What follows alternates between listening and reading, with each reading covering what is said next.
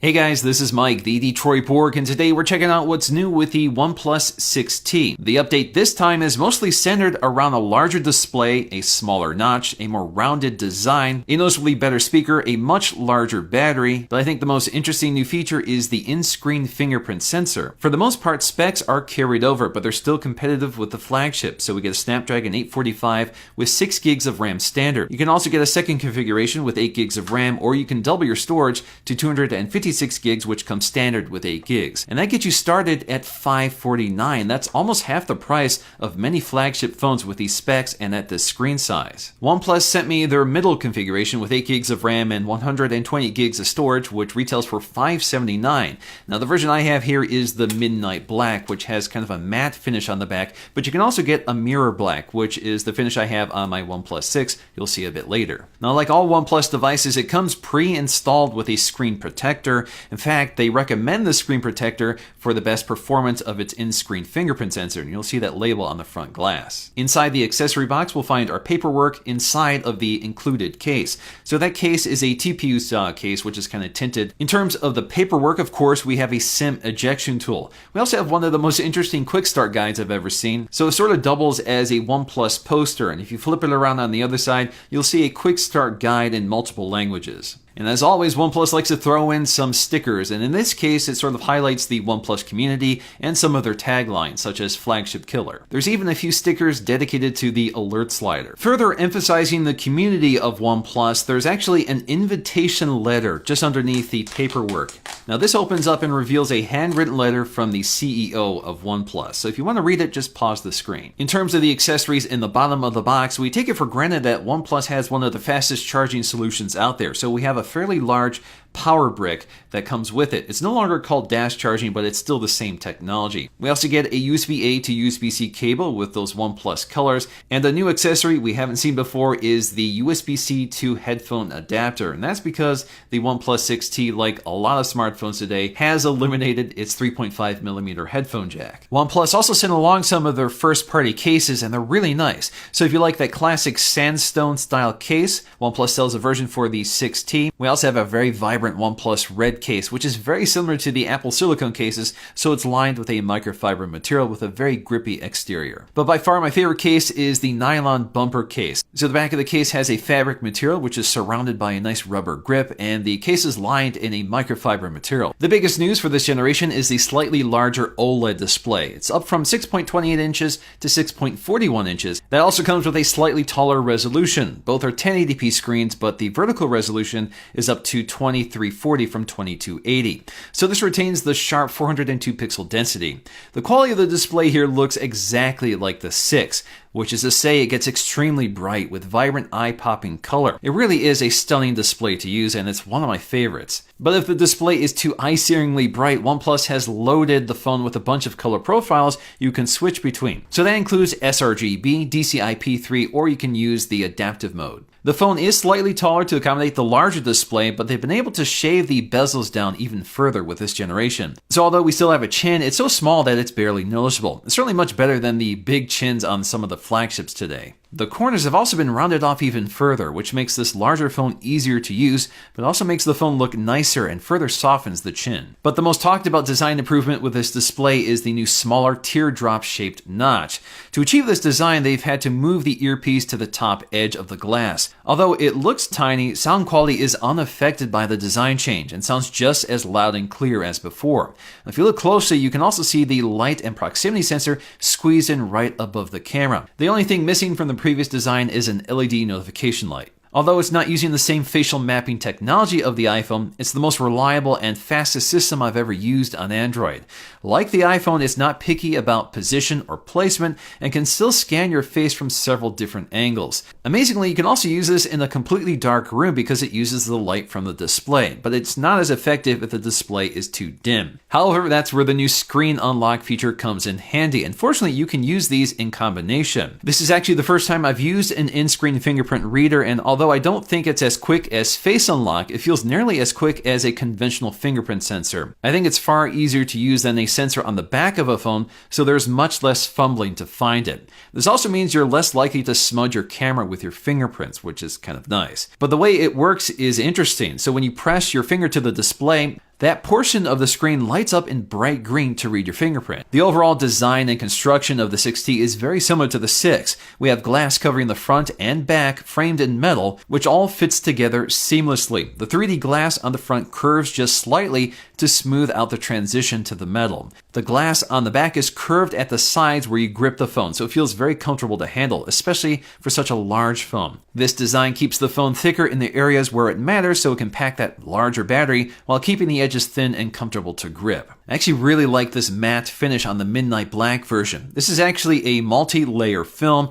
and it has a really neat special effect that's sort of hidden until you light it up. So as you shine light on the back of this phone, you'll see this sort of S shape that moves around as you pitch the phone. On the right side, we'll find OnePlus's signature 3-position alert slider. So this allows you to quickly switch between different silent modes. Below that is the power button, which has been shifted down a bit further with the 6T, probably to make it easier to distinguish them by feel. On the left side, everything is in the exact same place, so we have a dual SIM tray. We also have the volume rocker just below that. On the top edge, we'll find the microphone, which has moved position on the 6T. The bottom edge is where things have changed up a bit. So again, we have a USB-C port at the center, this time flanked on either side by symmetrical grills. One has the mono speaker, the other has the microphone. So although we gain symmetry, we lose the headphone jack. Besides using the headphone adapter that comes with the OnePlus, they do sell a version of their Bullets headphones with a USB-C connector. They also sent a pair of these out to me so I could take a look at them, and besides the clever design and sturdy all-metal construction, they sound really incredible, especially for a set of headphones that should cost around $19.95 when they officially launch. Although the 6T did not get a set of stereo speakers, the new mono speaker is a big improvement over the 6.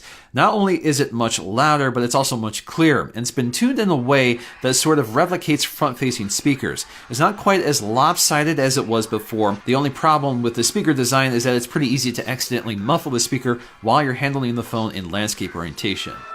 Starfleet is a promise. Starfleet is a promise. I give my life for you, you give your life for me. I give my life for you, you give your life for me. And nobody gets left behind. As I mentioned, CPU and RAM is carried over from the OnePlus 6, but what's increased here is battery size. So the battery has increased from 3300 to 3700, a 20% increase. So because we have the same specs, performance is identical, which is impressive. So if you compare this to the most recent flagship from Google, the Pixel 3, you'll see very similar or even better performance. OnePlus 6T does increase performance of the RAM through something called Smart Boost. So this is designed to improve app cold start by up to 20% by sorting data of frequently used apps in RAM. Right now, this is specifically targeting gaming apps. But regardless of performance improvement, something OnePlus has always done really well is hardware and software optimization. So performance on the OnePlus 6T is extremely quick throughout the entire interface. The camera hardware is carried over from the OnePlus 6, so we still have a 16 megapixel front-facing camera with an f2.0 aperture. That's good for 1080p video at 30 frames per second, and performance is identical to the OnePlus 6. The dual camera setup is also the same hardware, so again we have a 16 megapixel sensor with optical image stabilization and a wide-angle f1.7 aperture. The secondary camera is a 20 megapixel sensor without optical image stabilization. That secondary camera is not a telephoto camera, but it's used for depth perception, and it's also used to enhance the main camera. So it's used to improve digital zoom, but it's not actually optically zooming. Performance of these cameras is mostly the same from the OnePlus 6, but the big news here is something called Nightscape. Essentially, this is an enhanced HDR. It's designed to bring up light in low light situations and bring up some color and detail. Overall, I've had very limited time with this feature, but it does make a difference. It tends to bring up more color and sort of even out the shadows while bringing down some of the highlights. But sometimes it tries to bring up too much detail, so it overdefines things and oversharpens them while trying to smooth out the low light noise, so it's a little artificial. Checking out this interface, you can see the always-on display gives us our fingerprint scanner. So if we move the device around, it should get to the always-on display, and we can go ahead and tap our finger to unlock, and it happens very quickly. But what's even more quick is face unlock. So just to show you this, let me go ahead and wake it up, tilt it toward me, unlocks really quickly. If I didn't do that, you can see just how fast it unlocks. I can't even see the lock screen. Now this is Android 9 running the latest version of Oxygen OS, and for the most part it's pretty familiar, but there's always a few tweaks here. So for example, we have our navigation bar, which has those gesture features we're familiar with from Android 9. So again, you tap the home icon here to go back home. You swipe up to get to your recent apps. Now the recent apps viewer has a few tweaks. So for example, we can tap the ellipses in the upper right corner, And this gives us access to the app info. We can enter split screen mode, or we can lock the app. So if you lock the app, that prevents the app from being dismissed.